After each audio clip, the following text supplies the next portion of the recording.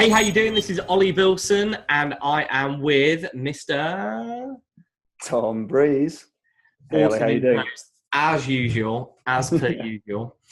Tom, I'm super excited about today's episode because we're going to be talking about something that you and me seemingly talk about a lot at the moment, and that is really the power of segmenting your list, the power of your leads discovering things about themselves, and being able to position the right message at the right time to the right people to generate more customers, really. And we do that through the power of surveys and quizzes. And I know we've touched on this at points in the past on other episodes, but I wanted to dive a little deeper into why this is still becoming, from a YouTube traffic point of view, from a Facebook traffic perspective, why it is still such a really successful way to bring people into your funnel and onto your list as well. Yeah, I think that first of all, I want to give definite props to Ryan Levesque with his book Ask, because I think that kind of started not necessarily the concept of understanding surveys and the reason behind them, but more a case of putting it in more concrete terms and understanding how to put the right questions together and all that sort of good stuff. So the book Ask is a really good starting place for anybody to want to learn how to start kind of using surveys in the business and things. But I know that from what we've been doing recently in the agency is using it is a survey funnel. That's kind of the official marketing term for it, I suppose, but we call it a discovery tool. I think it just sounds better. And it means that instead of it being like a survey, it's, because it's written, we describe it as a discovery tool, it feels like for the user, they're going to get something out of it straight away. And we have the big question of, will YouTube ads work for you, as the big question as to why to take this survey, basically, or this discovery tool. And it's only 6 questions. And I identified quite early on, this is quite a few years ago, what would be a good strategy for each client. And therefore, based on kind of what we've got to play with so far. So what type of business do they have? Do they have traffic going to their website already? Do people naturally search for what they've got? Is their audience an audience that shares common interests? And all of these kind of answers mean that it kind of plays into understanding what sort of campaigns we should build for clients. So the simple thing is, really, we created 6 questions in total that give us a lot of information about the potential prospect, so to speak. They go through their questions, and then based on their answers, I worked out there were 8 responses that I would have for somebody based on what they've said. And so recently, this is just about 2 weeks ago now, actually, been a rapid turnaround. I went into the studio and created 8 different videos based on people's answers. So I knew what we identified what questions we want to ask, and based on their answers, they would get a bespoke video, depending on what type of business they are, where they're at right now, whether they've just started or if they're kind of an established business, if they're advertising already, and then a little bit more about their types of customers, etc. And the 8 videos that we've got kind of just go on for about 11 minutes or so, some about 9, some about 12, but it's around about that sort of time length. So it's good quality value I provide on the video follow-up process. And it's very, very bespoke to what the user has kind of answered in their questions. And that for me was it sat really well with me. Even if we didn't get good conversion rates, I was like, do you know what? It's a tool that's really useful for people, but also it segments and qualifies those people that might be right for the agency. And we can potentially take the next step with those people. If they're not right for the agency, we let them know as well. So there's one video in particular that I've created of the 8 that we've got in terms of the answers, which is hey, look, this is not going to work for you. This is definitely not going to work for you. And there's some that are it's unlikely this is going to work for you. So I'm very honest and open, because in the agency, I only make money when the clients make money. So I've got to make sure that we know it's going to work. I can't just take on every single client. And so it's a very, very honest tool, and it helps me segment my audience. But we've had, it's really early days still, but in terms of results that we're having from this process, we've had 50 people go through it so far. And this is just over the last would have been really, we went live about a week ago, and I haven't really pushed it at all with any real marketing efforts. It's been there for a while. but we've just recently upgraded it. And since that time, we've had 50 people go through it, and we've had 7 people convert in terms of them going through that survey funnel. At the end of it, there's an offer for the people that are right for, and they buy a $500 map session, we call it. So it's kind of a 3-stage process where it's kind of a bit of an audit, a bit of a strategy session as well.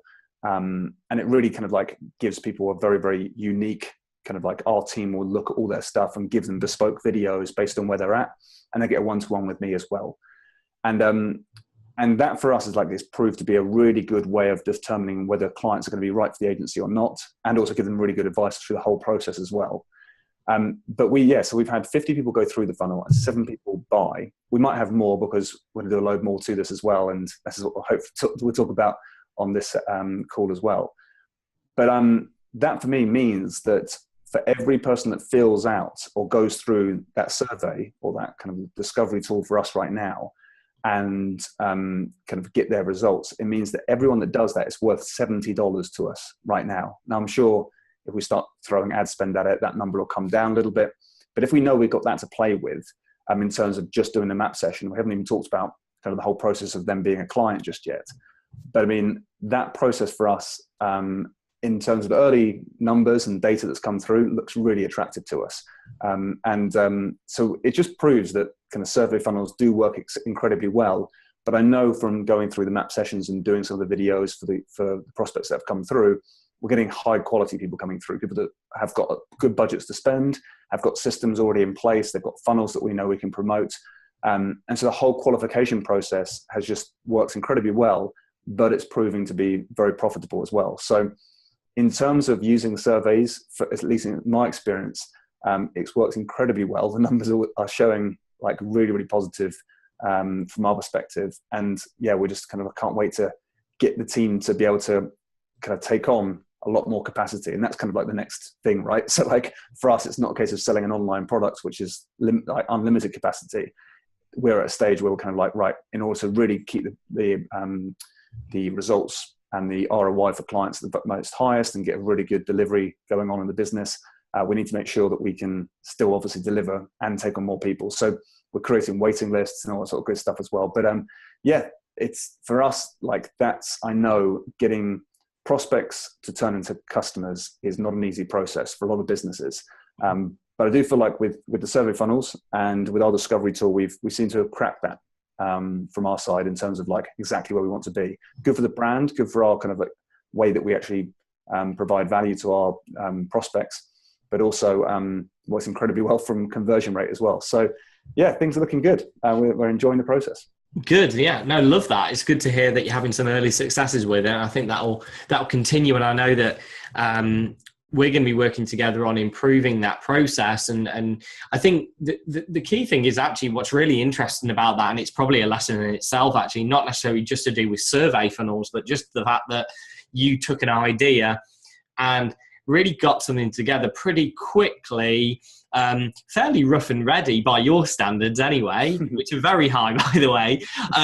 But the important thing is the fundamentals were there, and already it's getting traction, it's getting results. So the speed of implementation from idea to actually getting it done was pretty short, and already you've seen some results.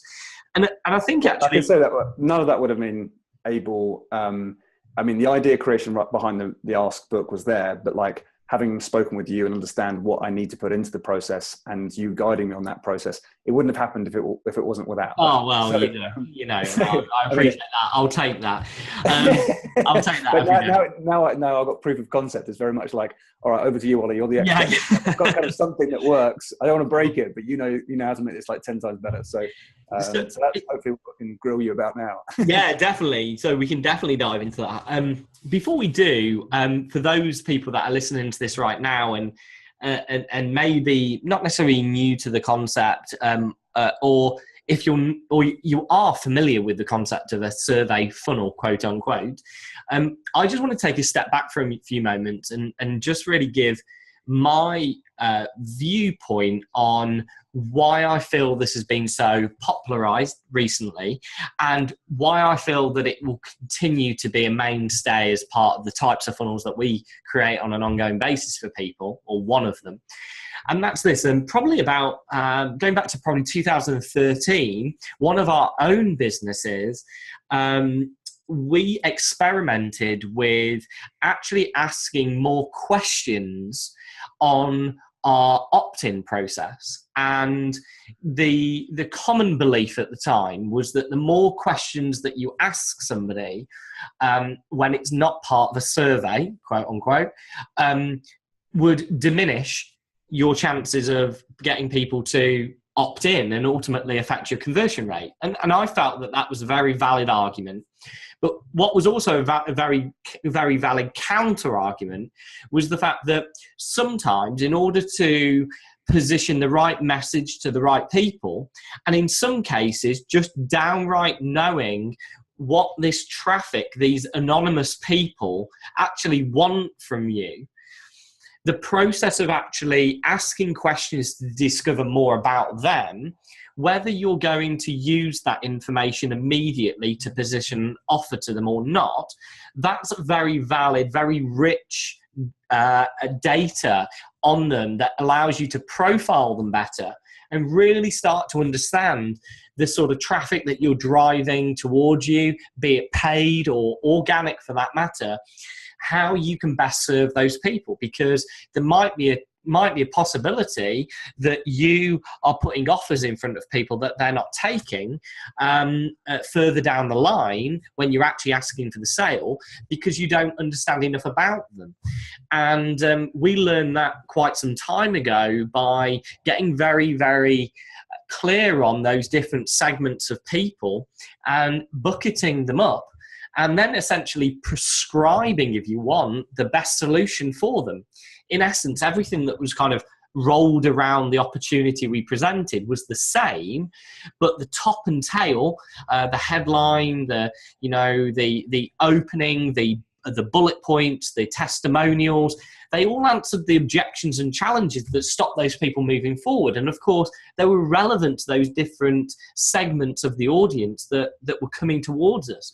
And it allowed us really to be a lot more precise over the sorts of messaging, and also really where we may take our offers in the future, or to specific subcultures or subsets of the people that we were lead generating.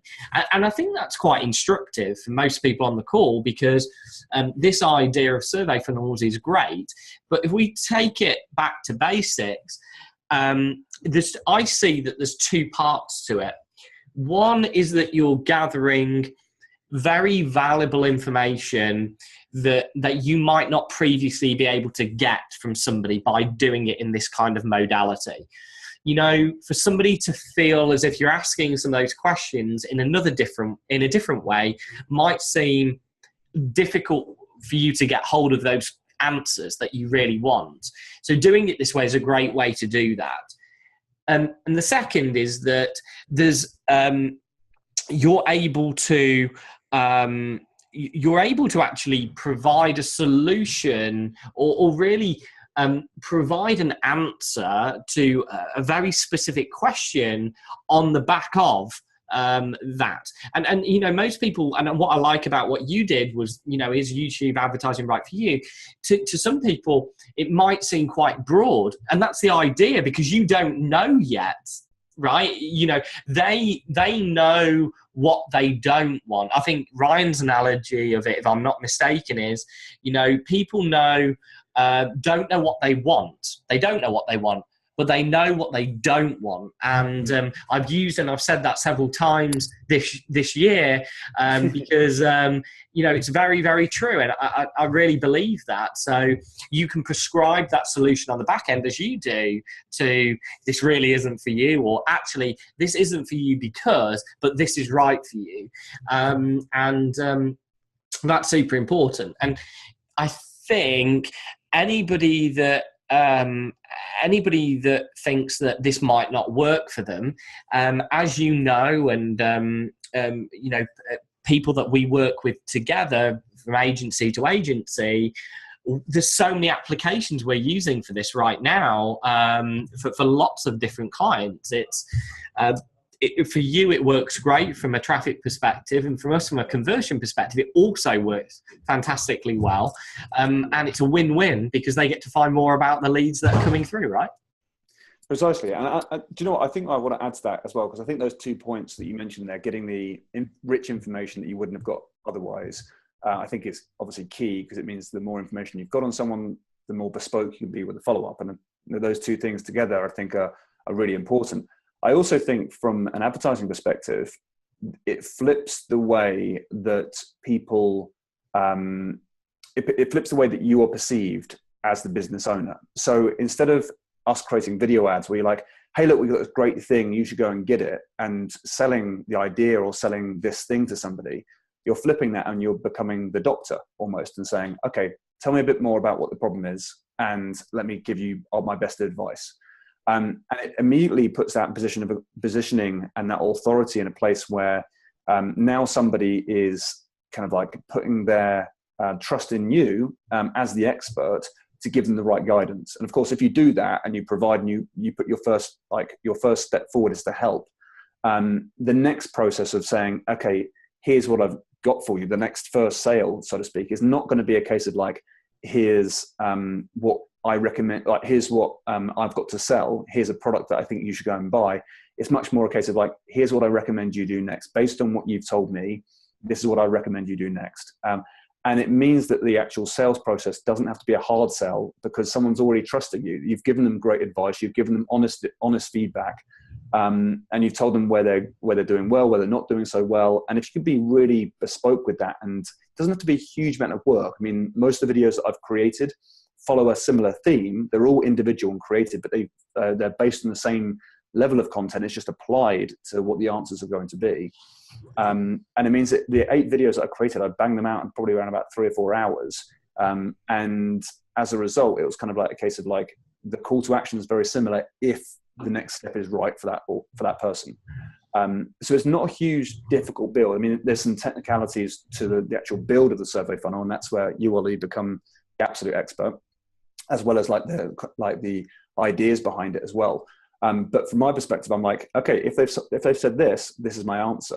And I mean, the easiest way to think of it is like a doctor-patient scenario. So you said, okay, I've broken my arm. How did you do it? Where does it hurt? What? So they can tell you exactly what type of break you've got, and therefore what type of solution or what type of cast you might need, and what sort of painkillers you might want, and that sort of, and how to treat that arm in the best possible way. That's kind of what you're doing here. You're kind of like saying, okay, tell me a little bit more about your situation. If you imagine the doctor's going to ask you 6 or 7 questions, those are kind of the questions you put together in the quiz. Make it easy to answer, because it's the patient's not educated like a doctor, like our prospects are not educated like a marketer. Ask them simple to answer questions. And then at the very end of it, you can give that expert advice that makes sense to them.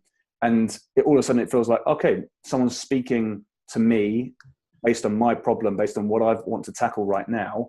And you're providing me with the next step. And that step is obviously going to be the next kind of obviously logical step for them to take. But it's an easy step for them to take, and they trust you already. So it's an easy process to go through. And yeah, the whole thing is just, I think is like, in terms of looking towards 2017 and beyond, what type of things should we be focusing? I think if someone hasn't yet got a survey funnel, it's like, I would say that's one of the biggest things to be focusing on, because then when you create ads, the call to action is like, let me help you, not go and get my stuff. Do you see what it's like? Definitely, yeah. I actually got sent something that I'd highly advise everybody who's listening to this right now go and check out. And it's a really, really good example of taking something that's actually probably quite technical and simplifying it, and using it in a quiz format. And the website is called www. I shouldn't really need to say that anymore, by the way. What's the internet again? Yeah, exactly. Yeah. It's roping.com. Roping.com. Okay, so roping. ing.com. Okay. Now, roping.com is a website for all intents and purposes, from what I could gather, for people who sling a rope around cattle's heads. Okay. The Sue thing. Yeah, like it's you know, it's I mean, I'm always doing that. So I know you are. Yeah, I know you are, and it's a concern, and yeah, you should stop that, because it's just not the done thing over here in the UK to be doing. It's just not cattle. Lassoing people's legs, you know, it's just not what you should do. But these people, to all intents and purposes, are putting ropes around, you know, throwing ropes on a horse around bulls' heads. You know, that's what they do. And this skill, this really, you know, it is a skill. They've got a quiz there called the consistency quiz. And really what it is in that sport, and I believe it to be a sport, is about consistency. How do you constantly achieve a level of accuracy? Now, where do you start? And the way what they did with that, they said, what's the number one consistency killer? Now, I like the headline, and I've seen this headline before, and I'll come back to another example of it. But you're talking about the tennis guys. Yeah, the fuzzy yellow balls. Yeah, they do as well. Yeah, and it just works so well. And what I like about this, and one of the things you were talking about, is when we build these types of funnels, is they are best. They convert best when there is as far as the creative on the page is concerned.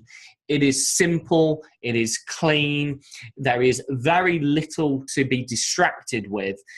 You are really, the only call to action is the button that says start the quiz. Okay. Now, usually my advice to somebody would be to have an intro video to that page. And so this quiz page can be navigated to from your normal website, or possibly from a side banner on your blog, for example, and equally that then can serve as its own landing page. And when they click that banner, or they click that link in the navigation, you're taken to a page where the only thing you can do is start the quiz.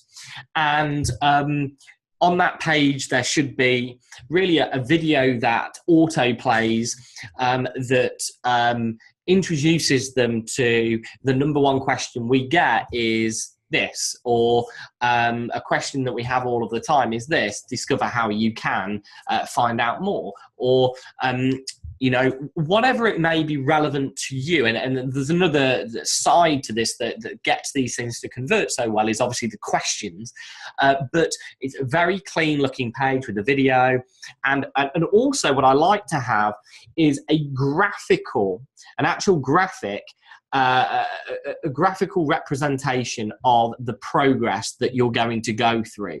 You definitely want to be alluding to the fact that they need to go through some steps to get to the end of the quiz. Now, the next thing that you want to do is have the button, the call to action that they click, that you've alluded to in the video, to press to start the quiz.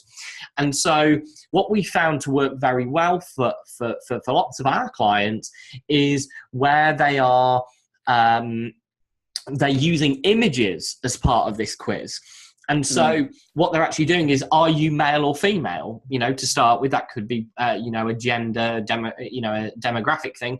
So, or psychographic thing, you might end up kind of splitting and segmenting up. But, you know, you have a picture of a male and a picture of a female.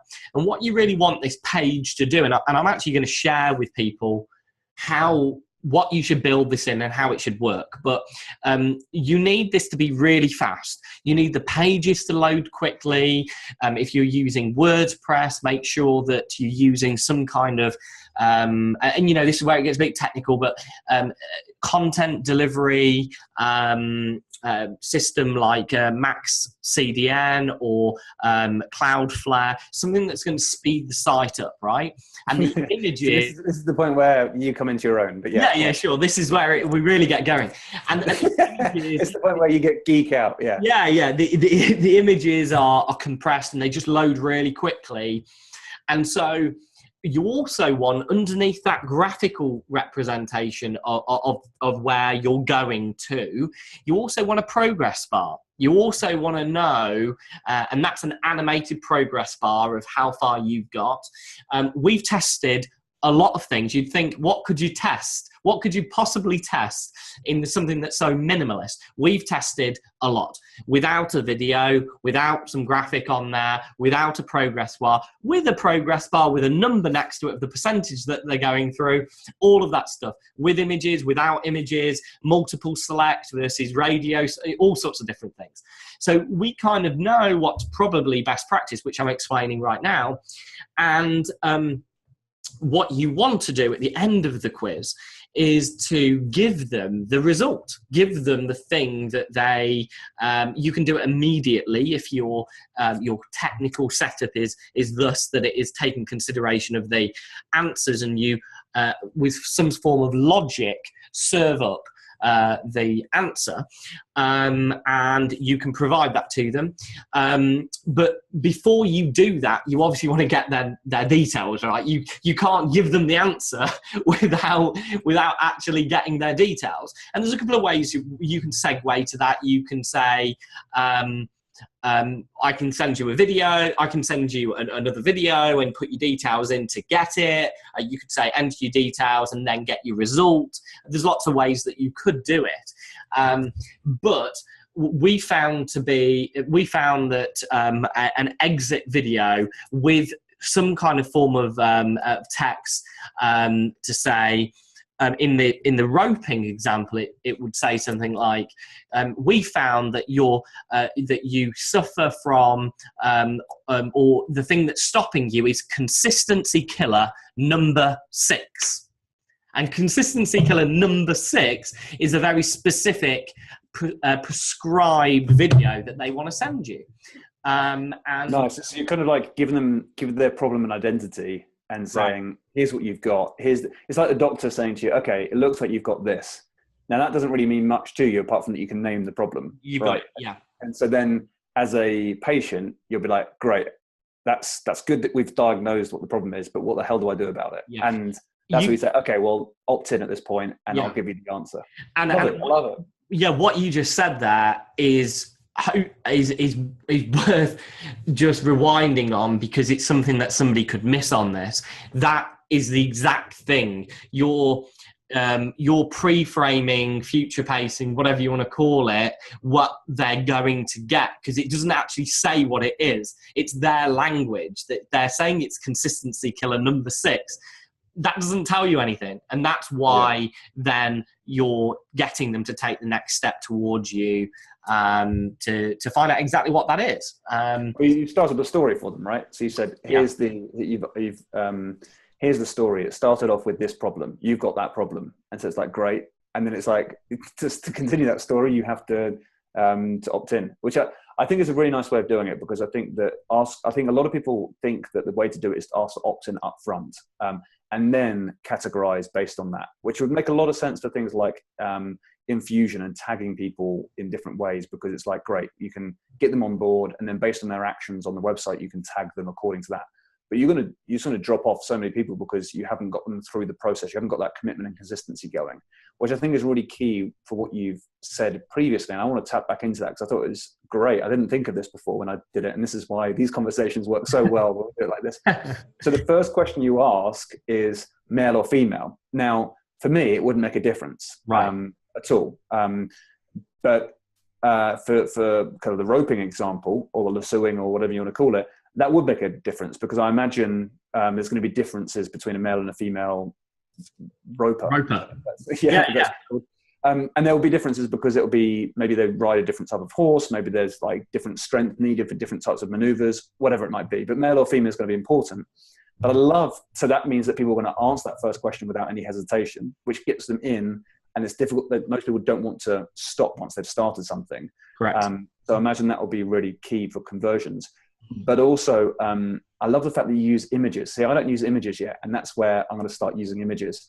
Because if you get a really good image, if they've said male, obviously the next two photos are going to have a male oriented. There's going to be a male in there. And so it's almost like people are picking the identity, which is really cool. But if it's female, if the answer female, you'll have female pictures portraying the next question and the answers to go with that.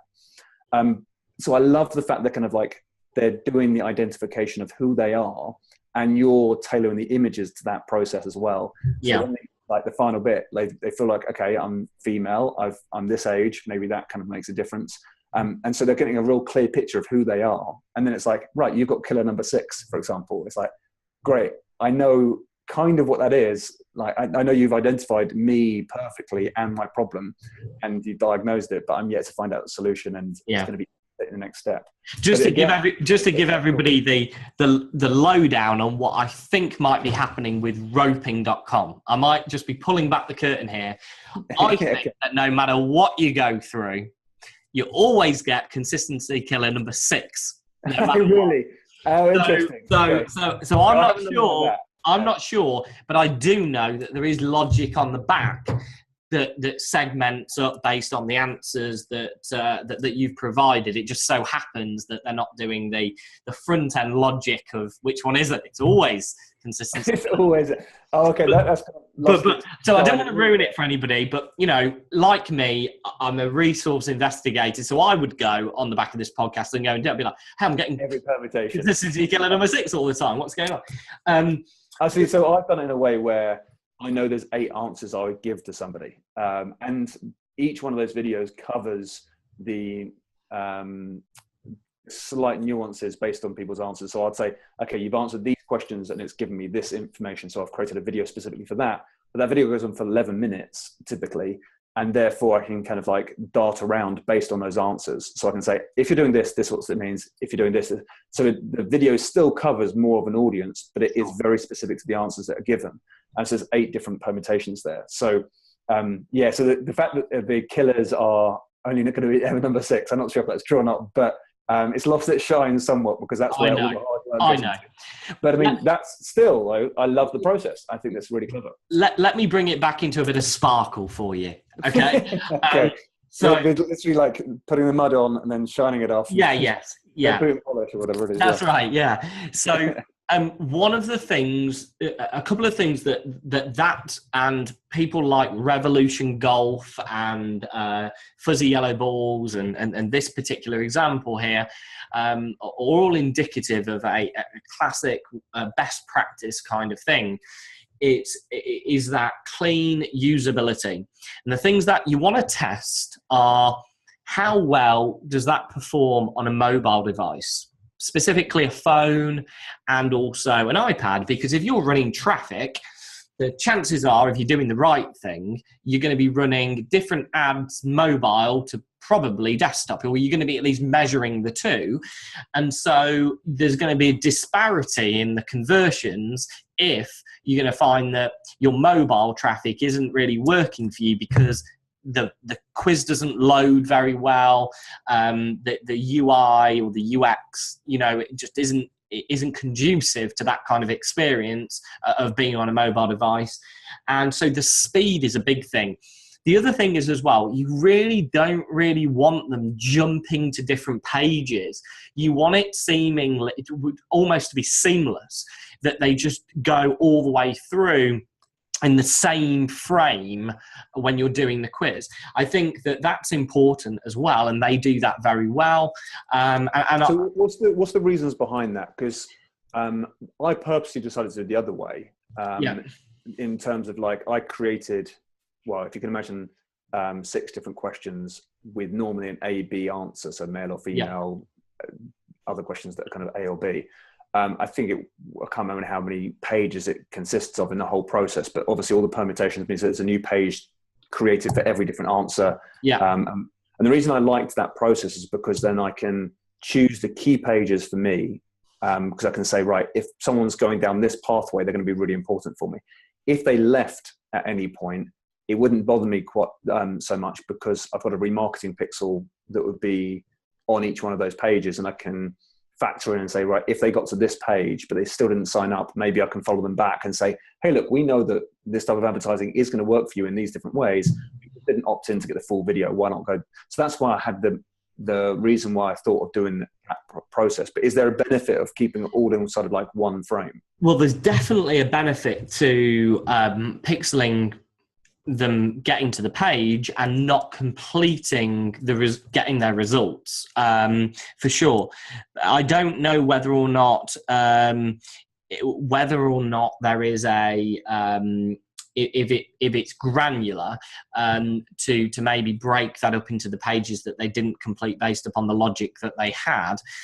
But there is, but it depends on the survey. I mean, it depends on the situation, and so there is no right or wrong, but there is some thought that would be given to the user experience, and so at any point where there's going to be less friction, all the better for us. And so there's a lot of software that can do this off the shelf. We don't actually use software. We actually build it ourselves custom, and that's probably just because we want complete control of it, and I don't really like it going off somewhere else, and I like to manage the load times and everything ourselves, because I know that people are thinking it's a bit geeky. He's talking about load times. Is it really that important? I've got to be honest, in this type of thing, it's very, very important. So, things like lead quizzes is an off-the-shelf package that does a decent job of mobile speed and does a good job of doing that. Dialogue R is another one, which again does a very good job of doing this. And there are multiple other quiz platforms out there that can do this. I like to keep things in the same frame. Now, one of the things you picked up on earlier, which I wanted to just emphasize as well, if you're going to use images, don't make those images too complicated. Try not to make them too elaborate, like stock photography. If you could use stickmen or emojis, use that every day of the week, rather than trying to create or recreate part of what the question's about, because people will find it difficult to self-identify with those types of photos, whereas if it's something more basic, they don't have to try and self-identify. The thing that they're self-identifying with is the actual question and not the picture. Does that make sense? Yes, 100%. And I think that you're going to just add more confusion to it, because people are going to stop, look at the image, right, and then think, how am I going to answer this? Because there's going to be more information in the answer now. Do you know what I mean? It's like, if there were two men, for example, one looked really smart and one looked less smart, but the answers were irrelevant to how smart someone looked, it might be that I'd say, okay, well, I like to be smarter than I do unsmart, so therefore I'll click this one because it feels like it's more of my identity. It'd be the wrong answer, but it'd be right for me based on what I like to be like. If that makes sense. Definitely. That's interesting, actually. Yeah. And I like the images because they're big, they're easy to click. The user experience is great. You haven't got to mess around trying to click the radio button and all the tick box and stuff. Super easy. But again, like we've said so many times on these podcasts, you've got to do what is right for you, and it might not be that your business lends itself well to having pictures. Who knows? So you got to think about it. You don't want to compromise on something that stops you actually doing this stuff. So I think the big thing that you've done, which I totally agree with, is as a version 1. Like, just don't get complicated with, because it's complicated enough the more questions you have. So really know already before even doing the quiz where you're leading them. You just don't really need lots and lots of questions, frankly. So that's something also to consider. But this is a super powerful thing, as we spoke about, and people should be hopefully on the back of this doing something about it. So in the next podcast, what I'd love to talk about once someone has filled in the survey and you've delivered some level of content, I can go through the content that we've delivered if you like. But what I'd love to do is talk about the follow-up process based on that as well, because I think that you would have some amazing insights on that, and I'd love to kind of pick your brain a little bit on that one. But before we do that, which we very rarely do, a call to action in our podcast. Yes. But I think this is going to be the right time, because you've gone into Geek Fest at some points, and that's what is needed, of course.